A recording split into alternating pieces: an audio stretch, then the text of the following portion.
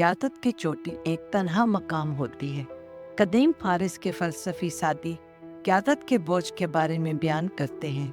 मियाँ शाह ईरान अपने मरहूम वालिद के वज़ीरों और अमायदीन से भरे खामोश दरबार का सर्द नज़रों से जायज़ा ले रहा था और फिर उसकी आवाज़ दरबार में गूंजी, इन्हें गिरफ्तार कर लो। मजमा में उलझन और दहशत की एक लहर फैल गई। फिर एक अकेली आवाज़ ने खामोशी को तोड़ने की हिम्मत की। मेरे बादशाह, उसने सवाल किया, इन लोगों ने क्या किया है कि वो इस अंजाम के मुस्तहिक हैं? शाह ईरान की नज़र सवाल करने वाले अपने काबिल एतमाद दोस्त पर जमी और उसने जवाब दिया कि इनका जुर्म वो खौफ है जो उनकी आंखों में झलक रहा है। खौफ बगावत पैदा करता है और एक बादशाह उन लोगों पर हुक्मरानी नहीं कर सकता जो उसके सामने कामते हैं। कैद खाने के अंधेरों में कैद अमायदीन आपस में सरगोशियाँ करते कि हमने इसके वालिद की वफादारी से खिदमत की और वो हमें दुश्मन क्यों समझता है।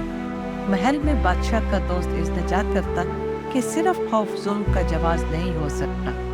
बादशाह का अज़्म गैर मुतज़लज़ल रहा और उसने कहा कि एक अक्लमंद हुक्मरान उनसे डरता है जो उससे डरते हैं। एक चरवाहा सांप के काटने का इंतज़ार नहीं करता, वो उसे देखते ही कुचल देता है।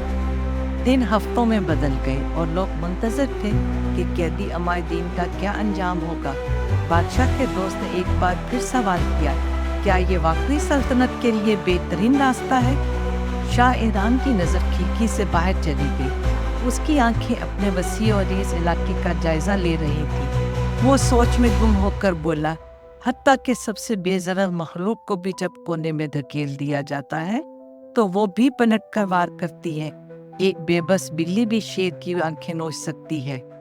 बादशाह के अल्फाज इस बात की खौफनाक याद दहानी थे कि ताकत दो धारी तलवार की तरह हिफाजत भी कर सकती है और धोखा भी दे सकती है। तख्त की बाजी में वो खतरात नहीं होते जो सामने दिखाई दे, बल्कि वो छुपे हुए खौफ जो साए में पोशीदा हो, ज़वाल का सबब बनते हैं।